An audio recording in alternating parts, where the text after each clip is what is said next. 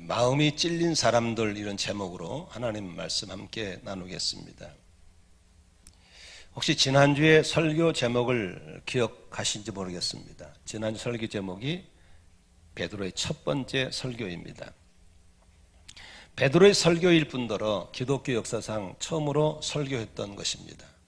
그런데 설교를 듣고 사람들이 반응이 나타나는데, 이 비뚤어진 세상에서 바르게 돌아오겠다는 사람들, 그래서 성도 수가 하루에, 놀라지 마세요, 3,000명이 늘어버리는 그런 놀라운 역사가 있었습니다. 그 당시에 이렇게 좋은 마이크가 있었겠어요? 여러분 저렇게 좋은 의자에 앉을 수 있었겠어요? 열악한 환경 속에서 소리소리에 고함 질림했던 설교를 듣고 사람들이 그렇게 회심하고 돌아온 것입니다.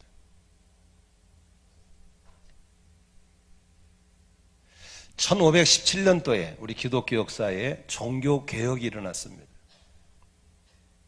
기독교가 썩을 대로 썩어버려서 이건 더 이상 교회가 아니다, 이래서 마틴 루터라든지 당시에 종교개혁가들에 의해서 이건 아닙니다 라고 엎었죠. 그래서 이제 프로테스탄트라고 하는 것은 잘못된 걸 뒤엎는다라는 개혁의 의미에서 프로테스탄트 캐토릭에서 지금의 기독교가 나왔죠.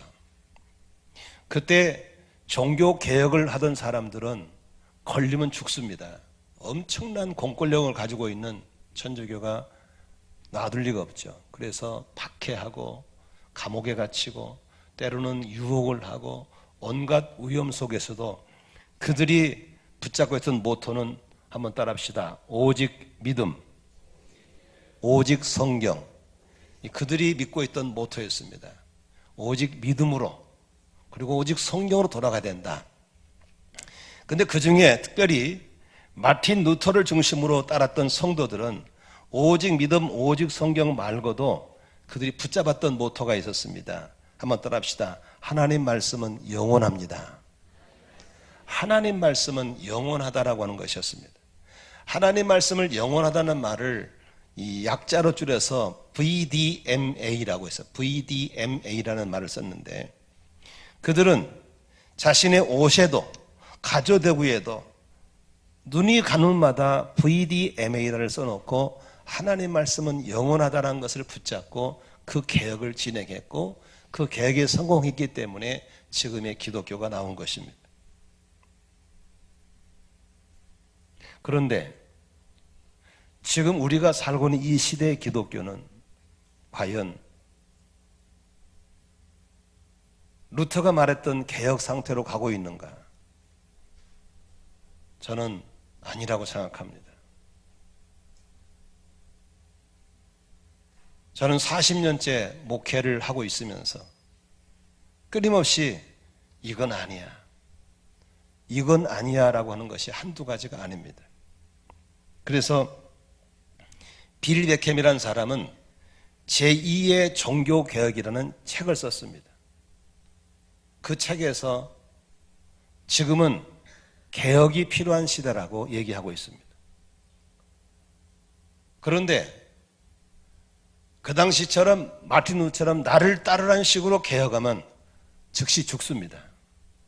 지금은 그런 시대로 개혁하는 것이 아니고, 지금은 땅에 떨어져 있는 말씀의 권위를 회복하는 것, 말씀이신 하나님의 권위를 회복하는 것이 개혁의 시작이 돼야 되고, 이제는 나를 따르라가 아니라 가슴과 가슴끼리 연결된 사람끼리 이제 우리는 성경으로 돌아가야 될 그런 개혁이 필요한 줄로 믿습니다.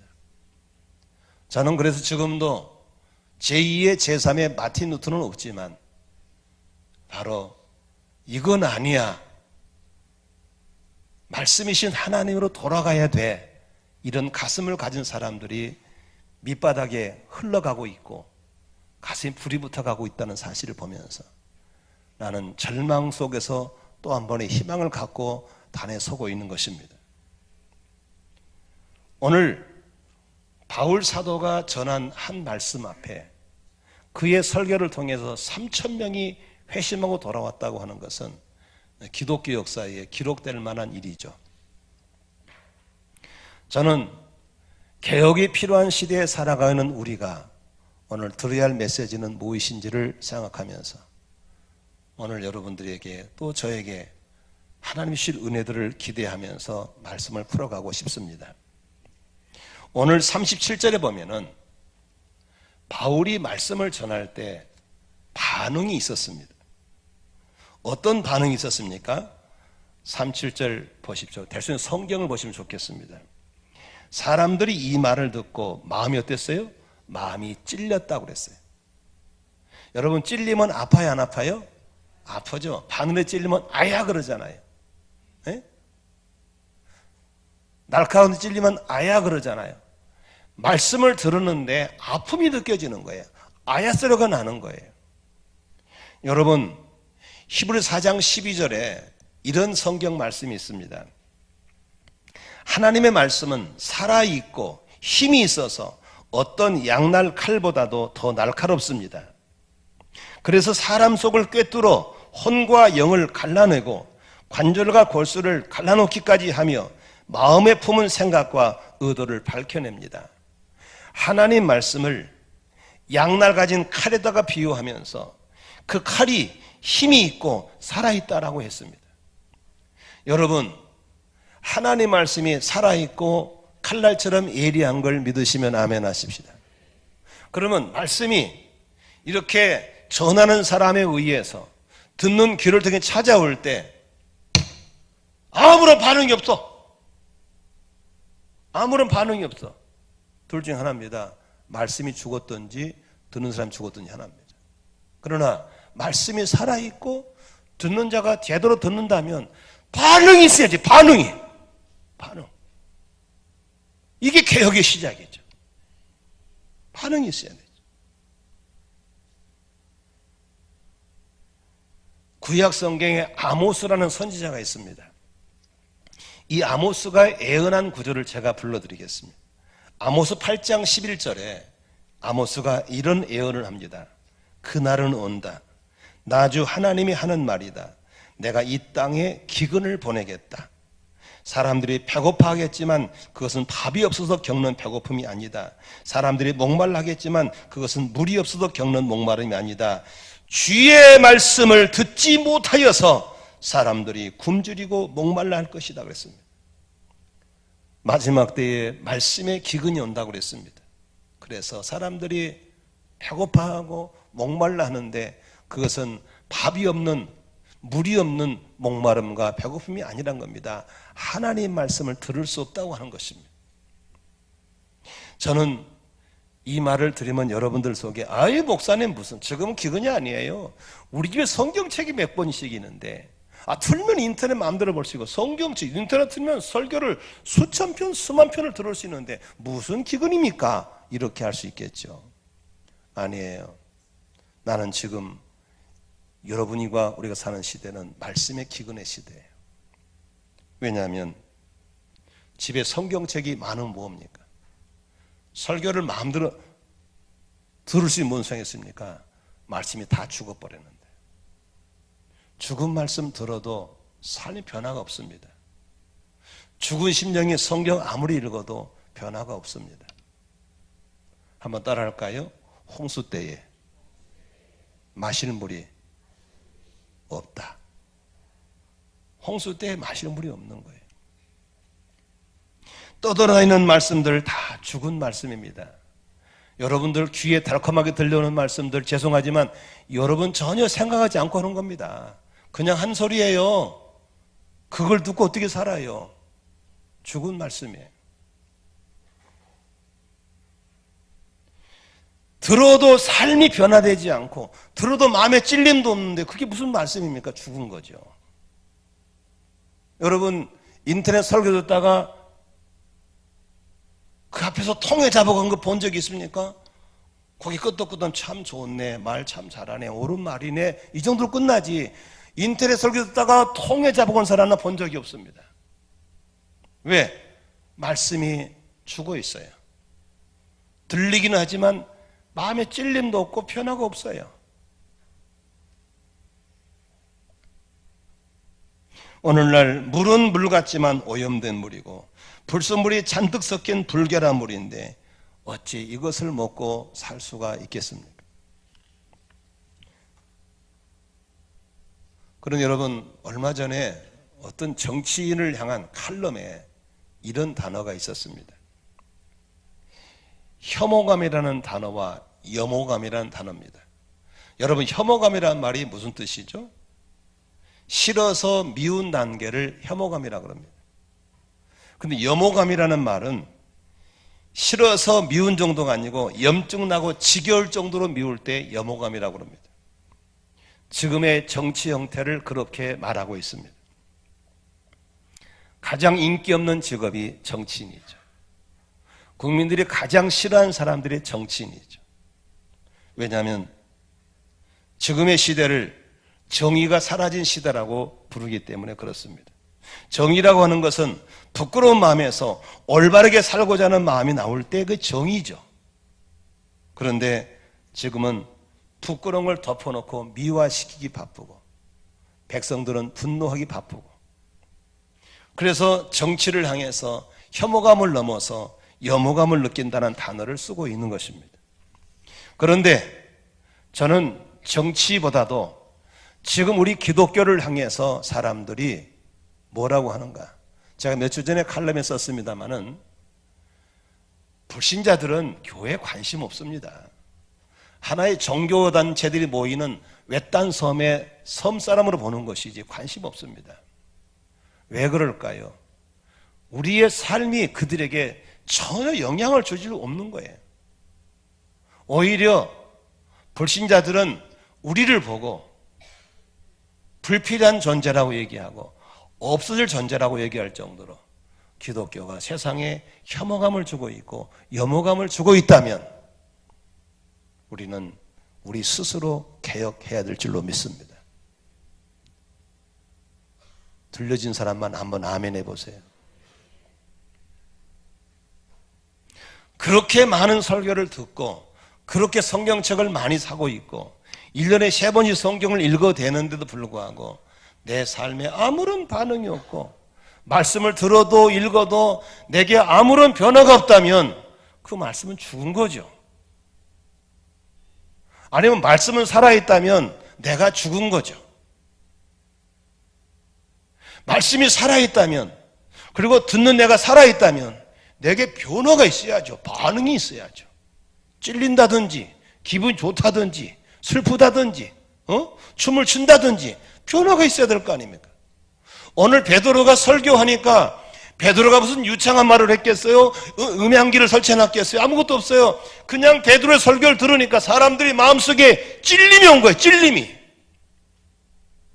오니까 반응한 거예요. 어떻게 반응했어요? 우리가 어찌하면 좋겠습니까? 우리가 어떻게 하면 좋겠습니까? 라고 오늘 본문에 반응하고 있는 걸 볼 수 있는 거예요. 나는 이것이 우리에게 필요한 시대라고 믿는 것입니다. 우리는 이미 굳어져가지고 설교를 시작하면 딱 눈 감습니다. 밑에가 뭐가 있는지 모르겠어요. 보고 싶어요. 난 눈을 안 줘. 아멘도 거의 안 해. 여러분, 대화라고 하는 것은 소리를 통해 대화도 하지만 아이 컨택이에요. 얼굴과 얼굴과 눈빛을 통해서 대화하는 거예요. 근데 눈 깔아버리면 대화는 반절로 줄어드는 거예요. 아멘이시죠? 우리가 신앙생활하면서 하나님의 말씀을 들을 때 살아있는 말씀이 찾아오니까 내 심령 골수를 찔리고 변화를 시켜야 될 줄로 믿습니다. 아멘. 저는 테니스를 오래 했거든요. 탁구나 테니스나 비슷해요. 공을 받아보면 이게 살아있는 공인지 죽은 공인지 금방 알 수 있어요. 더 좋은 것은 네트를 넘어올 때 알아요. 여기 살아서 넘어온 건지 죽어 넘어오는 것인지. 받아보면 저 사람이 공을 살아있는 공을 쳤는지 죽은 공인지를 금방 알 수 있어요. 나는 그렇게 많은 설교를 하면서 죽은 설교를 안 하고 싶어서 하나님 도와주세요. 저뿐만이 아니고 고린도서 2장에 보면은 바울이 그런 기도를 해요. 내가 여러분 앞을 대할 때마다 두렵고 심히 떨었습니다. 내가 설교할 때 내 말의 지혜로 하지 않고 성령의 나타남이 없을까 봐 심히 떨었다는 말을 했어요. 그냥 그런 설교를 또 해서 그냥 밥이나 먹고 살다가 죽는 그런 목사가 아니라 한편의 설교를 해도 저 장로님 속에 찾아 들어가고 한편의 설교가 저 집사의 속에 들어가고 저렇게 맨날 눈을 깔던 사람이 오늘은 좀 눈을 뜰 수 있는 사람 바뀌어지고 그런 역사를 기대하는 거예요. 아멘이시죠? 그래서 살아있는 말씀과 살아있는 심령이 부딪혀서 에스겔 골짜가 군대가 되고 죽은 나사로가 살아나는 역사가 일어날 때 개신교가 되는 것이고 종교개혁이 일어날 줄로 믿으시길 바랍니다. 바로 그런 사람들에 의해서 하나님의 시대를 밝혀나가고 우리를 통해 일하실 줄로 믿으시기를 바랍니다. 뇌질환을 앓고 있는 사람이 있었어요. 식물인간이죠. 그냥 잠만 자는 거예요. 그냥 밥만 먹고. 그런데 그 사람을 깨우는 방법이 뭐냐면 꼬집어 주래. 자꾸 이렇게 꼬집어도 식물인간이니까 몰라. 꼬집어도 그래도 계속 꼬집어 주래. 근데 어느 날 막 꼬집는데 아파 그만해 왜 꼬집어 그러더래요. 그래서 얼마나 식구들이 울었는지 모르는데 왜? 느낌이 왔다는 거, 반응이 왔다는 거. 이게 사는 거예요. 여러분 설교자의 가장 기쁨이 뭔지 아시겠어요? 여러분의 반응을 사는 거예요. 말씀을 들어줄 때 아멘도 하고 끄떡도 하고 눈물도 쏟고 이런 반응이 있어야 사는 것이지 무슨 부처님처럼 도착하면 눈 내릴 가루. 이게 뭐 하는 겁니까? 반응이 있어야죠. 제가 화요일 날 군사의 삶 공부를 하거든요. 제가 거기에 자주 강조하는 말 리액션입니다. 군인이 되려면 반응을 해야죠. 아멘도 하고 할렐루야도 하고 반응을 해야죠. 오늘 베드로의 설교를 듣고 그들의 마음에 찔려서 어떻게 반응했어요? 이럴 때 우리가 어떻게 하면 좋겠습니까? 하고 찾아오는 이 반응 때문에 교회가 부흥되고 하나님의 역사가 일어난 걸 믿으시기를 바랍니다.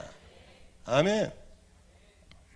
나는 여러분들이 그렇게 식물인간처럼 죽어버리는 사람이 아니라 꼬집으면 아야도 할 수 있고 좋으면 하하도 웃을 수 있는 그런 말씀 앞에 반응하는 역사가 일어나기를 주의 이름으로 축원합니다. 바로 그런 사람부터 하나님의 치유하시고 그렇게 역사하실 줄로 믿습니다. 지금도 말씀은 찾아가는 거예요. 두드리는 거예요. 아멘. 두드리는 거예요. 문 좀 열어라고. 좀 알아들으라고. 할렐루야. 너는 죽은 자가 아니고 산 자라고. 할렐루야. 두 번째, 말씀에 찔린 사람들의 가장 좋은 반응이 무엇입니까? 오늘 37절, 38절 같이 한번 읽겠습니다. 시작. 사람들이 이 말을 듣고 마음이 찔려서 형제들이 우리가 어떻게 하면 좋겠습니까? 하고 베드로와 다른 사도들에게 말하였다. 베드로가 대답하였다. 시작. 회개하십시오. 그리고 여러분 각 사람은 예수 그리스도 이름으로 세례를 받고 죄 용서를 받으십시오. 그리하면 성령을 선물로 받을 것입니다. 마음이 말씀은 살아있고 운동력이기 때문에 말씀이 나를 찾아오면 내게 찔림이 오고 내게 느낌이 오게 돼 있어요. 아멘이시죠? 베드로가 설교할 때 마음이 찔렸다고 그랬잖아요. 그런데 사도행전 7장의 54절에 보면은 스데반이 설교할 때도 그들이 마음에 찔리고 격분이 일어났다고 그랬어요. 그런데 잘 보세요. 마음이 찔릴 때 반응을 어떻게 하냐에 따라서 살기도 하고 망하기도 하는 거예요. 오늘 베드로 설교를 듣고는 어떻게 했어요? 우리가 어떻게 하면 좋습니까? 라고 살기를 찾았어요. 그런데 스데반 설교를 듣고는 사람들이 이를 갈았다 그랬어요. 뭘 갈았다고? 이를 가른 거예요. 그래서 스데반은 돌에 맞아 죽지만 이를 간 사람들은 모두 다 멸망길로 간 걸 믿으시기를 바랍니다. 이 동네에 와서는 그런 사람 못 만났나는 월피동에 있을 때 그런 여자 성도가 있었어요. 제가 설교를 마치고 이렇게 밖에 나가서 안녕히 가시라고 인사하잖아요. 그러면 그 여자 집사는 꼭 찾아와서 하는 말이, 목사님 저 깠죠? 그것도 남 못 듣게, 나만 듣게 살며 지나가면서 톡 깠죠? 안 깠는데요? 깠잖아요. 이런 여자가 있었어요. 어떨 때는 또 하는 말이, 오늘 우리 목사님 우리 신랑 깠죠? 안 깠는데요? 깠잖아요. 이런 여자가 있어요. 그래서 내가 찾아와서 내 사무실 불렀어요. 불러서, 집사님, 우리 성도가 한 200명 정도가 제 설교를 듣는데 집사님 하나 지적하려고 199명을 무시할 만큼 당신은 중요하지 않아. 이제 그런 말 하지 마세요. 그래 보냈어요. 근데 여전히 그 여자는 귓구멍이 고장났는지 만보가 떨어졌는지 맨날 내가 자기를 깐대요. 여러분, 마음이 찔려올 때 목사님 나를 깐다라고 받지 마시고 하나님이 나를 살려주려고 찾아온 것으로 받아들이기를 주의 이름으로 축원합니다. 아멘. 그러면 살 거 아니요. 찔리면 어떻게 하면 좋겠습니까 하고 살 길을 찾아야지. 왜 깠어 이를 가로. 그럼 망하는 거예요. 결국 그 여자는 저 여기를 다니다가 저기 뭐 파주인가 어디 쪽으로 이사를 갔어요. 멀리 갔어요. 그래서 계속 내가 궁금해서 뒷조사를 해봤어요. 어디 갔는지. 근데 들리는 말하면 어떤 잘못된 유사 이단에 빠져가지고 그쪽에 전사가 됐다나 어쨌다나. 그래서 영적으로 완전히 폭삭 망해버렸어요. 여러분, 우리가 말씀을 들을 때 우리가 좋은 마음밭을 가지고 들어야 될 줄로 믿습니다. 예수님께서는 우리가 설교 듣는 마음밭을 4가지 밭이라고 그랬어요. 첫째는 길가밭. 사람들이 많이 밟고 다녀가지고 밭은 밭인데 너무 딱딱해서 씨가 떨어지면 밑으로 내려가지 못하고 있을 때 새가 와서 다 씨를 주워 먹어버려요. 그래서 교회에 와서 설교를 듣지만 나갈 때 물어보면 하나도 기억이 안 나. 왜? 마귀가 다 주워 먹어버렸어요. 오늘 계단 내려가다가 물어보세요. 오늘 뭐 들었어? 몰라. 내가 가끔 뜬금없는 질문을 하거든요. 내려가서 식당에 밥 먹다가 오늘 설교 들었어요? 들었죠? 뭐 들었어요? 몰라요. 그게 길가밭입니다. 다 도둑 맞았어요.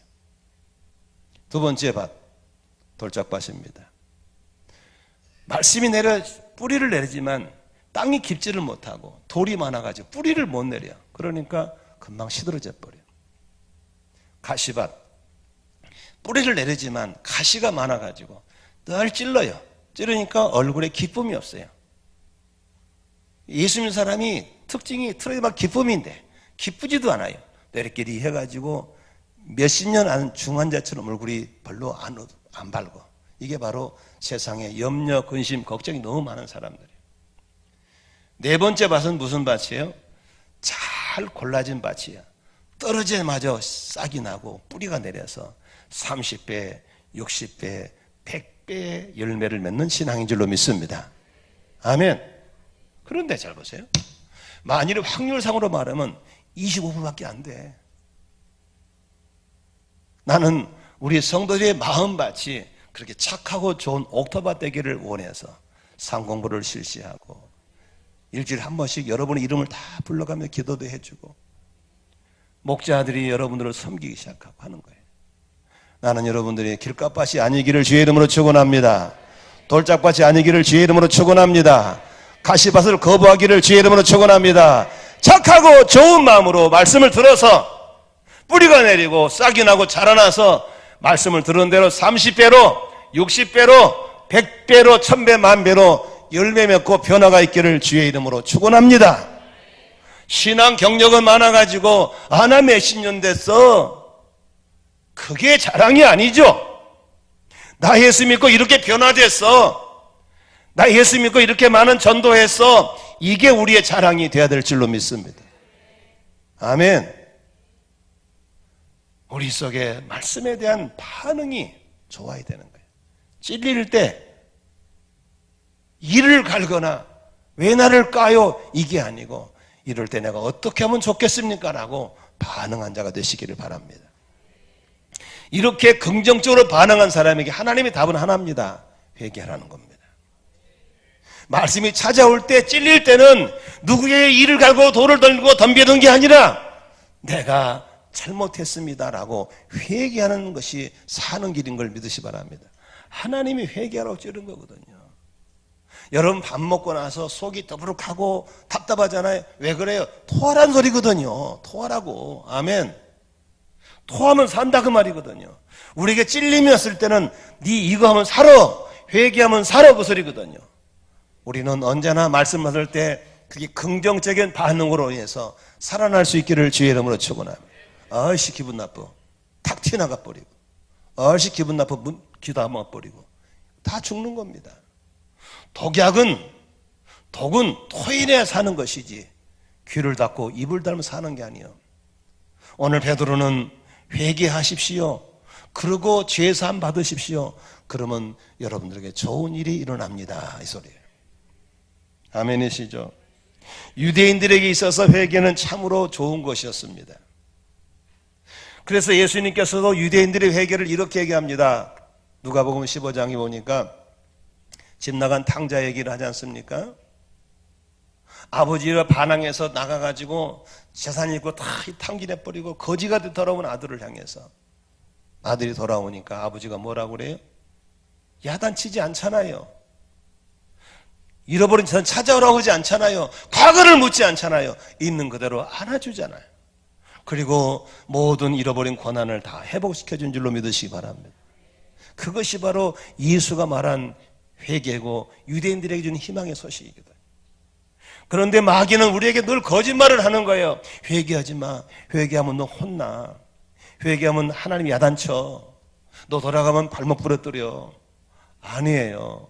우리는 돌아오면 사는 거예요. 회개가 사는 길인 걸 믿으시면 아멘 합시다. 말씀이 찾아와서 내게 반응할 때 그것은 하나님이 돌아오는 사인인 걸 믿으시 바랍니다. 찔리고 아플 때 아이고 아파 하고 돌아오면 되는 것이지 이를 갈거나 귀를 막거나 뛰쳐나가는 것은 사탄에게 속는 것이라는 사실을 믿으시기를 바랍니다. 아멘. 나는 우리 한국 교회에 있었던 부흥의 역사를 우리가 기억해야 됩니다. 1907년 1월 14일 날 저녁 7시였습니다. 평양의 장대현 교회에서 한국인 최초로 장로교 목사를 안수하는 행사가 있었습니다. 부흥 상회계를 마치고 이제 마지막 안수식을 하기 전에 안수받을 길선주 장로가 1500명이 모이는 성도 앞에 섰습니다. 그리고 이제 마지막 안수식을 할 무렵에 길선주 장로가 회중 앞에 고백할 게 있다고 고백을 합니다. 이런 고백이었습니다. 나는 하나님의 축복을 가로막는 아간과 같은 자입니다. 나 때문에 하나님은 축복하실 수가 없었습니다. 약 1년 전에 임종을 앞둔 친구가 나에게 부탁을 하였습니다. 길장로, 나는 곧 세상을 떠날 것 같소. 내 안에는 그만한 능력이 없으니 자네가 내 자산을 정리해 주면 좋겠소. 그래서 그 친구의 유언을 받고 친구의 재산을 관리하고 정리하던 중에 돈의 일부를 인마에 뽑게 됐다고 하는 것입니다. 그런데 설교를 듣는 가운데 자꾸만 말씀이 찾아와서 야 이 도둑놈아, 야 이 도둑놈아, 야 이 도둑놈아, 야 이 도둑놈아, 도둑놈아. 너무 찔리고 괴로워서 이 상태로는 목사가 될 수 없어서 회중 앞에 흐느끼면서 나는 도둑놈입니다. 나 같은 도둑놈도 목사가 될 수 있습니까? 하고 회개했다는 겁니다. 그런데 그가 죄를 고백할 때 그 회중들이 곳곳에서 훌쩍훌쩍거리면서 장로님, 저도 도둑놈입니다. 저도 나쁜 놈입니다. 저는 바람 피웠습니다. 저는 나쁜 짓 했습니다. 곳곳에서 회개가 터지기 시작했습니다. 그리고 나와서 나도 고백하겠다고 공동체 앞에 나와서 회개를 시작하는 것입니다. 밤을 새게 생겼어요. 그래서 집회를 마치기 위해서 집회 인도하시는 목사님이 광고를 합니다. 여러분 혹시 더 죄를 고백할 사람은 한번 자리에 일어나십시오. 근데 그 중에 500~600명이 일어나는 겁니다. 아직 나는 고백을 더 해야 되겠다고. 그래서 그 사람들이 밤이 새도록 마룻바닥을 치면서 통곡하면서 내가 죽일 놈입니다, 내가 나쁜 놈입니다 하면서 자신의 죄를 통회하고 자복하는 것이었습니다. 여러분, 그 자리에 뭐가 온지 아십니까? 하늘문을 열고 하나님의 성령을 쏟아 부어놓으신 걸 믿으시면 아멘 하십시다. 아멘. 이 당시 이 사건을 기록했던 이기람 선교사님이 이렇게 써놨습니다. 사경회가 끝날 무렵 집회 인도자는 혹시 다음날 새벽 아침까지 남아서 자신의 죄를 고백할 사람을 물었다. 500명이 죄를 고백했다고 줄을 서서 남았다. 공동체 앞에서 자신의 죄를 고백하고 통곡했다. 그리고 곳곳에 지은 죄를 고백하면서 마룻바닥을 치며 통에 잡아고 있었던 것이다 라고 한 것입니다. 여러분, 말씀은 살아가서 그렇게 심령을 찌르고 회복하고 역사가 일어나는 걸 믿으시 바랍니다. 그렇게 많은 설교를 듣는데 마이동풍, 우이동풍 여전히 그런 악습을 계속하고 여전히 변화가 없다면 그건 죽은 거죠.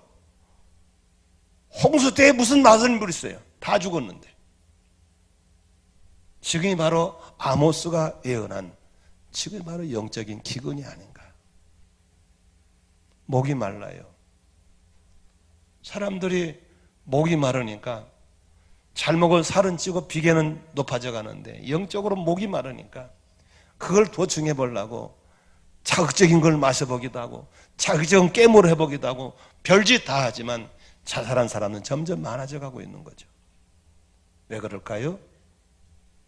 밥이 없어 굶주린 것도 아니고 마실 물이 없는 기근도 아니고 하나님 말씀을 듣지 못한 영적인 기근인 걸 믿으시기를 바랍니다. 나는 오늘 그렇게 회개하고 제사함 받는 사람에게 38절을 보니까 그리하면 성령을 선물로 받을 것이라고 했습니다. 선물은 참 좋은 것이죠. 선물은 반갑고 선물은 참 기분 좋은 것이죠. 그런데 오늘 왜 하필이면 성령을 주신다고 그랬을까?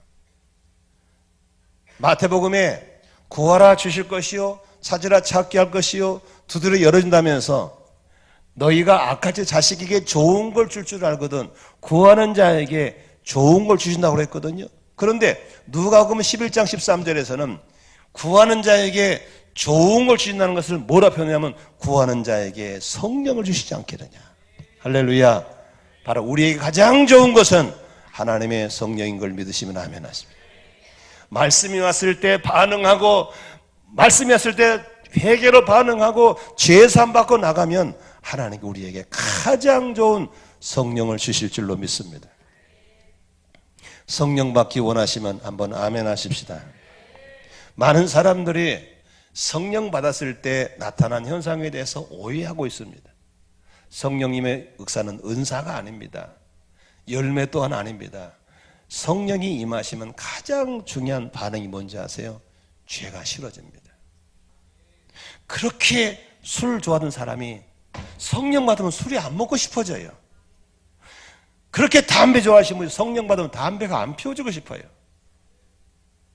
그러니까 세상나기 좋아하는 사람이 성령 받고 나면 세상나기 안 좋아지는 거예요.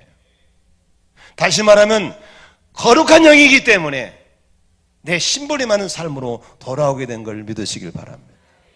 그리고 어떻게 하냐고요? 제가 경험자예요. 나 담배 많이 피웠어요. 술도 좋아했어요. 그런데 어느 날 말씀 듣다가 은혜 받고 회개하고 나서 성령 받고 나니까 담배를 못 피우겠더라고요. 목구멍이 아파. 술을 못 먹겠더라고요. 내 힘으로 끊어진 게 아니고 성령의 능력으로 끊어졌어요. 우리 교인들 중에 몇 사람이 술, 담배 하신 분이 계시더라고요. 저한테 고백하더라고요. 안 끊어진다고. 어느 날 끊어질 거라고 그랬어요. 너무 노력하지 말라고 그랬어요. 그것 때문에 안 나오면 안 된다고. 놔 들으라고.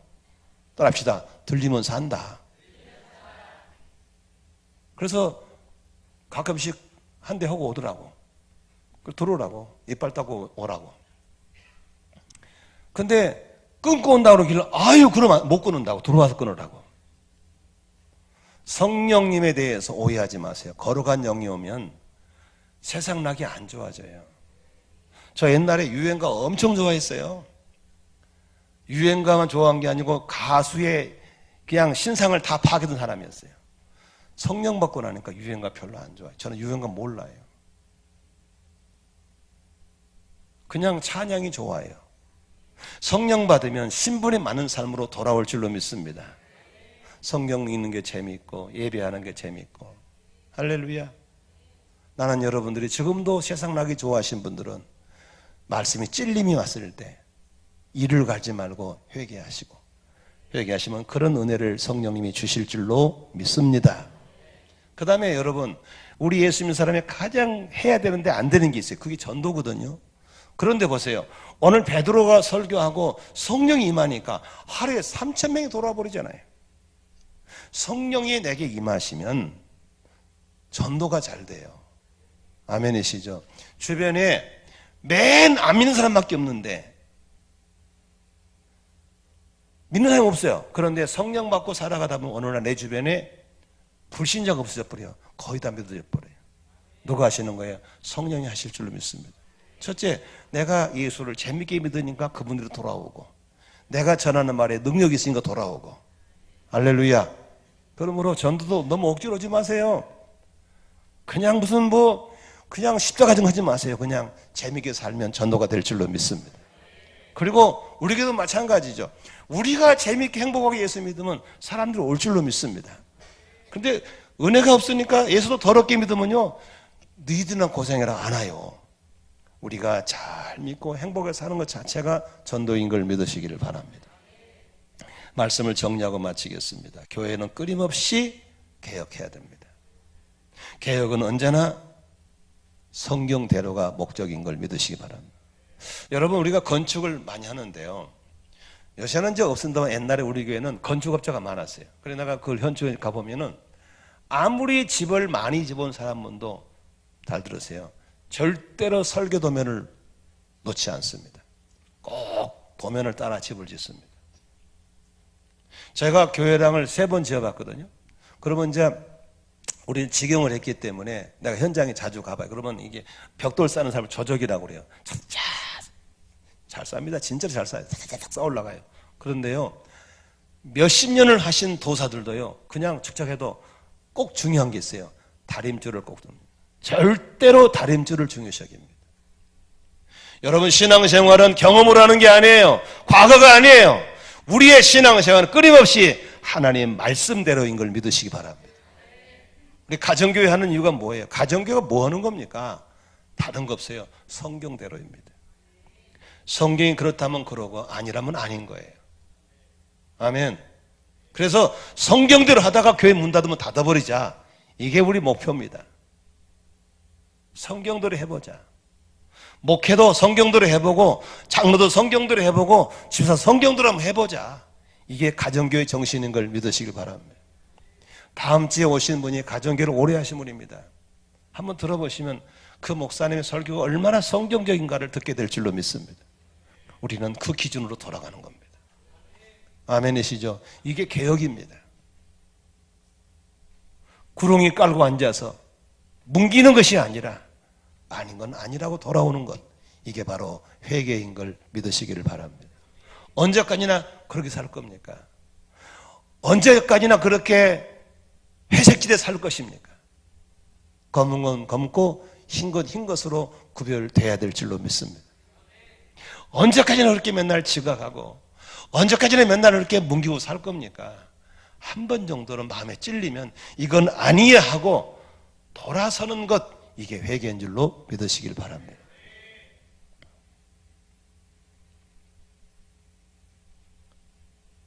저는 설교자로서의 늘 책임감을 느낍니다. 이게 광야에 울리는 소리로 끝나면 안 되는데, 이 말씀이 저 잡는 청년을 찾아 들어가야 되는데, 이 말씀이 저렇게 항상 눈만 내리까는 저 사람 찾아 들어가야 되는데, 그러기 위해서는 텐스의 공이 살아있는 공이 되듯이 이 말씀이 살아있는 말씀이 되어야 될 것입니다. 이게 저의 언제나 숙제입니다. 그래서 내가 전한 말대로 살려고 노력하는 것이고, 내가 전할 때 성령에 도와달라고 기도하는 것이고, 여러분들에게 제가 바르게 전하도록 기도를 부탁하고 있는 게 바로 그래서인 줄로 믿습니다. 나는 여러분이 늘 기도합니다. 우리 제 설교를 듣는 우리 성도들이 하나님 저분의 마음밭이 길가밭이 아니게 해주십시오. 돌짝밭이 아니게 해주십시오. 가시밭이 아니 되게 해주십시오. 저들의 마음밭이 옥토밭이 되게 해주십시오. 이게 저의 기도 제목이고 저 여러분의 기도 제목이 됐으면 좋겠습니다. 여러분, 무덤 속에 있는 죽은 나사로도 예수님이 나사로야 나오라 했던 그 말이 들렸을 때 사는 겁니다. 들리면 사는 겁니다. 교회 와도 안 들리면 죽은 거예요. 들려야 사는 겁니다. 하나님 나에게 들리는 귀를 허락하여 주시옵소서. 우리가 기도해야 될 줄로 믿습니다.